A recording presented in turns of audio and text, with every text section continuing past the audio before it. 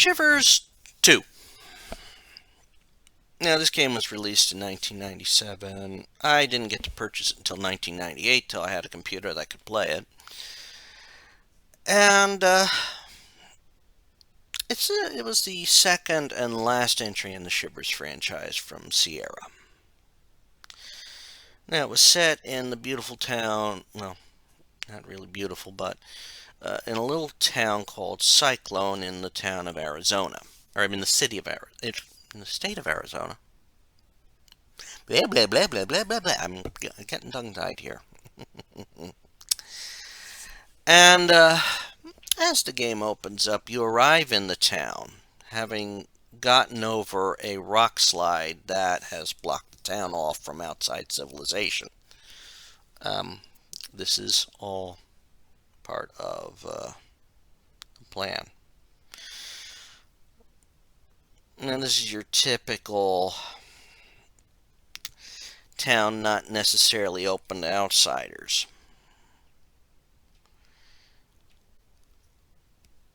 In fact, if anything goes wrong, you blame the outsiders. And it used to be a bit of a tourist haven for the canyon. But then people started disappearing. Now, of course, when the game opens, in part of the opening and the opening set of events, you are let to know that there was an accident involving some drunk drivers and one not drunk victim. However, as you play throughout the game, you find out that the victim wasn't drunk, and that the ones who were drunk were the town's city council, or town council, however you want to say it.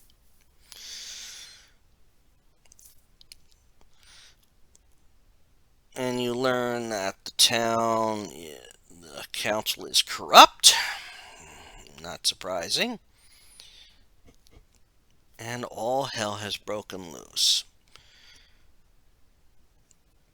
Now, it was discovered, of course, as part of the story is figured out, is discovered that there were some ancient Indian artifacts found in the town's mine.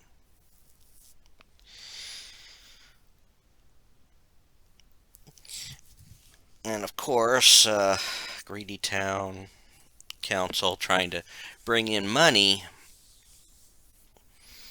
decides to try, they want to turn it into a exhibit, make money off of it, keep it for themselves, not putting some of it into the town.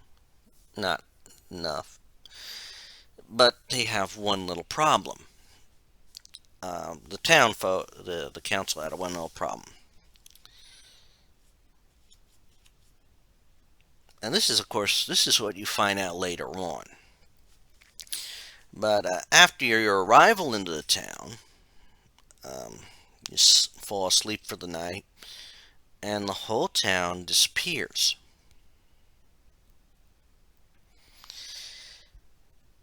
When you wake up, you go to the motel's office. You are made to be known of the presence of Dark Cloud, and Dark Cloud is watching you.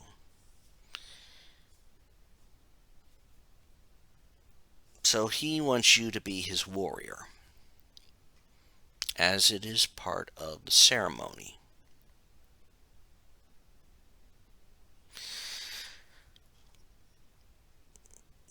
And so this is where the puzzle aspect of the game comes in. Every location you go to has puzzles in it. Some are put there by Dark Cloud. And your job is to, of course, solve the puzzles. Get the Bajo prayer sticks. You then have to, once you get the prayer stick, the prayer stick will slowly start to drain your life away. What you have to do is you must go into the canyon, find the petroglyph with a matching pattern on it. You then have to solve a shape-related rhomboid puzzle, whatever they would call those puzzles. And once you have the prayer stick powered up, you're safe.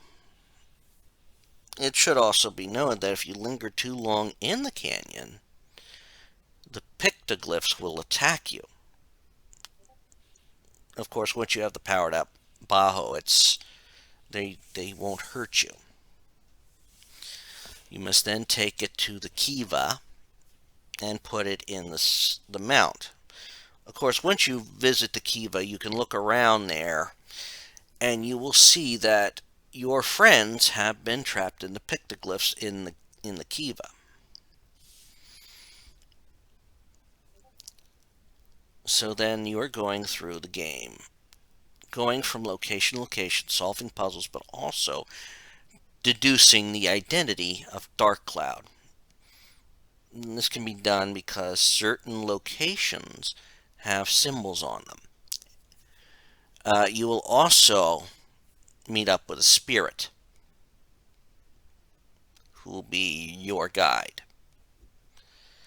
Also, Trip Cyclone, the band, your friends, have left messages hidden all over, mainly in their videos. So to watch one of those, of course, you have to do something to make sure the TV doesn't affect you.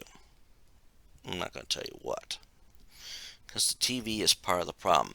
Anytime you watch a TV, you are sent, as if in a trance, to the canyon. Well, as things play out, it's you will discover that Dark Cloud, who wants vengeance on the city council, Dark Cloud is the widower of the woman of the spirit who was killed in that accident. You also discover through events and research in the game that you are literally... Max is the one that is keeping the town from profiting on the Indian finds, the Native American finds, the relics, as he doesn't see that as right. And while the council has covered up their shenanigans and the killing,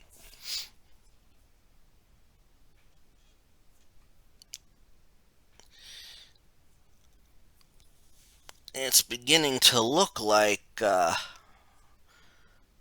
they weren't hoping to kill. The accident wasn't necessarily an accident. They recognized the vehicle that they were about to hit, and they were hoping that Max was the one driving and not his wife.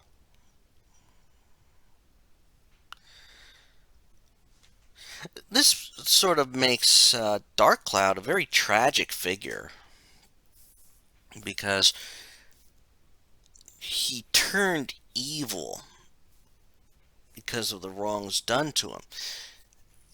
He's more sympathetic, as you discover, than the town council and some of the townsfolk. I mean, there's some townsfolk that are only innocents caught up in this whole mess.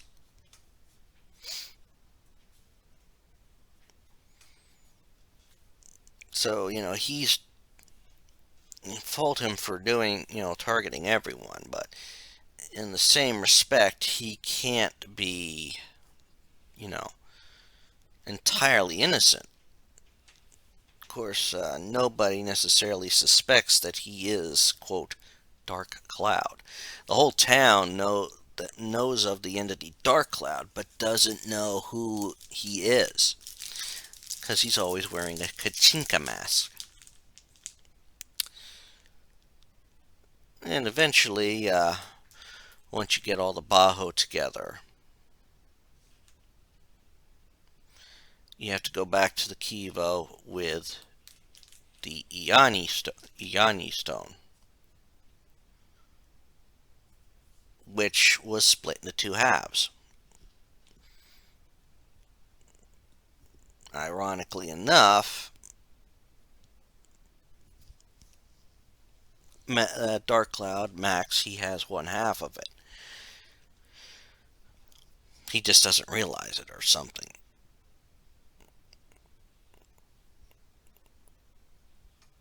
So eventually, you find the spirit that he's been working with.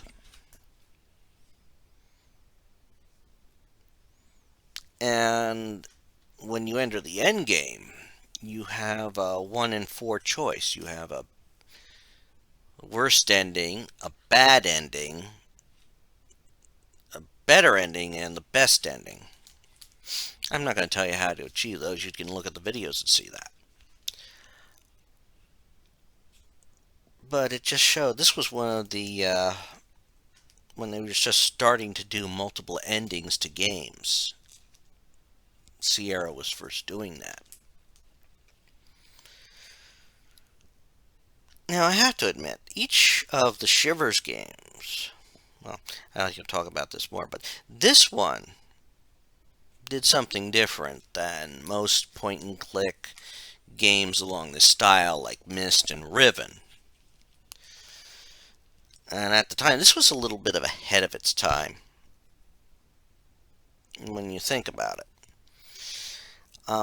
Most games at the time, if you had to turn and look at something, you actually had to click to turn.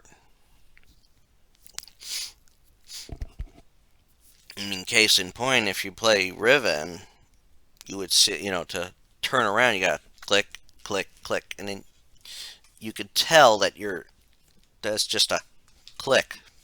They try to facilitate it with a pan left, pan right type thing. Shivers 2 made a clever use of a panoramic image, which were still new at the time. So you could actually turn around 360 and your image it was basically referencing that. So obviously, I don't think they used watercolors necessarily for this one.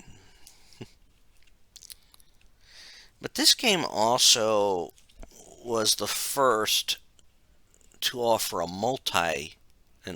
multiplayer online component, using the system that Sierra was using for some of its games. I believe it was called Juan.net. You could log into it, you could play games with other people. I ventured once into it, and wasn't necessarily a good fit for it, because when I was with somebody in a game, you couldn't see them, for one. So it wasn't necessarily a good design, in my opinion. But they attempted it, and they did boast that you could alter the puzzles and change them and share them with others. So maybe there was something to it. I don't know. I never did get to try that part.